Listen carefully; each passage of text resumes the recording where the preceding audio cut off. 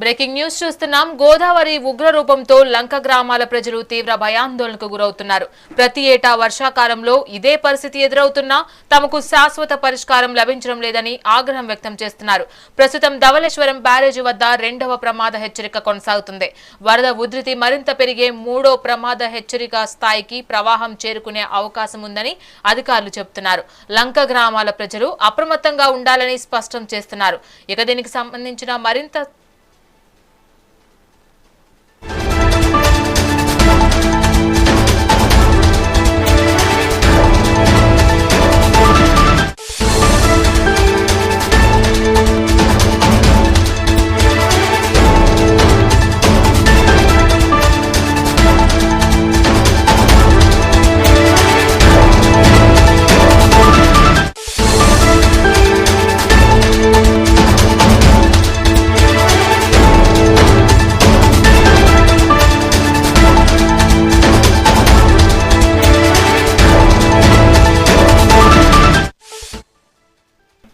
గోదావరి ఉగ్ర రూపంతో లంక గ్రామాల ప్రజలు తీవ్ర భయాందోళనకు గురవుతున్నారు. ప్రతి ఏటా వర్షాకాలంలో ఇదే పరిస్థితి ఎదురవుతున్నా తమకు శాశ్వత పరిష్కారం లభించడం లేదని ఆగ్రహం వ్యక్తం చేస్తున్నారు.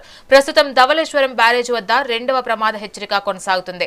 వరద ఉధృతి మరింత పెరిగి 3వ ప్రమాద హెచ్చరిక స్థాయికి ప్రవాహం చేరుకునే అవకాశం ఉందని అధికారులు చెబుతున్నారు.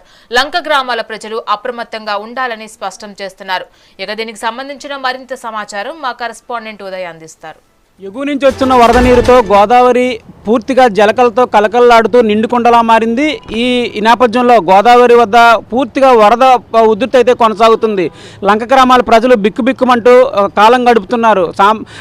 అంటే ఎన్నో సంవత్సరాల నుంచి వర్షాకాలం ఆరంభంలో ఈ వరద వారికి అలవాటు అయినా కానీ ఎప్పుడు ఈ సంవత్సరం జూలై నెలలో రావాల్సిన వరదలు అయితే ఇప్పుడు ఆలస్యంగా రావడం, అలాగే వరద బారి నుంచి తప్పించుకున్నామని వారు ఆనందం అయితే ఇంతలోనే ఆవిరైందని చెప్పుకోవచ్చు. ఈ వరదలు అయితే లంక గ్రామాల ప్రజలను అయితే వేయటం లేదు. శాశ్వత ప్రణాళిక కానీ శాశ్వత పరిష్కారం కావాలని వారైతే ఎన్నో సంవత్సరాల నుంచి ప్రజాప్రతినిధులను కానీ అలాగే ఈ అధికారులను కానీ వారు మొరవ పెట్టుకుంటున్నా అధికారుల మొర అయితే చెవిటివాడు ఉంది శంఖం ఊదినట్టుగానే తయారైందని వారు ఆక్రోశం చేస్తున్నారు. ధవళేశ్వరం సరా ఆర్థర్ కాటన్ బ్యారేజ్ వద్ద ఎగువ ప్రాంతాల నుండి వస్తున్న వరద నీటి ప్రవాహంతో పాటు సీలేరు వరద జలాలు తోడవడంతో 2వ ప్రమాద హెచ్చరిక అయితే కొనసాగుతుంది. ఈ రోజైతే 11.12 అడుగులకైతే నీటి మట్టం చేరింది. దీంతో ఇరిగేషన్ అధికారులు 175 గేట్లను కొద్ది మేర ఎత్తి మొత్తం 9,25,315 లక్షల క్యూసెక్ల వరద నీటిని అయితే దిగువకైతే విడుదల చేస్తున్నారు. 3 ప్రధాన పంట కాలువల ద్వారా 1100 క్యూసెక్ల సాగునీటిని అయితే విడుదల చేయడం జరుగుతుంది. ధవళేశ్వరం బ్యారేజ్ వద్దకు వరద నీరు చేరడంతో జిల్లా ఉన్నతాధికారులు అయితే అప్రమత్తమయ్యారు. లంక గ్రామాల ప్రజలను కూడా అప్రమత్తం చేస్తున్నారు.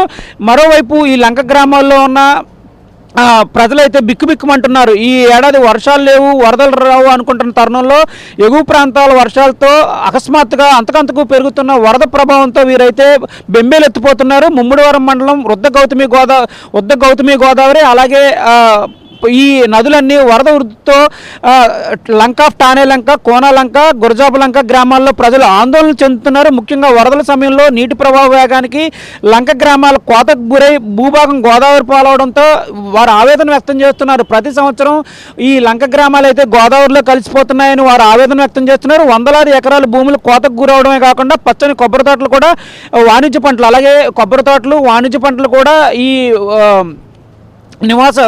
వాణిజ్య పంటలు కూడా నీటి పాలవుతున్నాయి. నివాస గృహాల వైపు అయితే వేగంగా ఈ వరద అయితే దూసుకొస్తుంది. ఏటా 2-3 సార్లు సంభవిస్తున్న వరదలతో కోతకు గురైన నివాస గృహాలు అయితే కోల్పోతుండడం కూడా నీడ లేకుండా వారు పోతుందని కూడా అక్కడ ఉన్న గ్రామస్తులు అయితే ఆవేదన వ్యక్తం చేస్తున్నారు.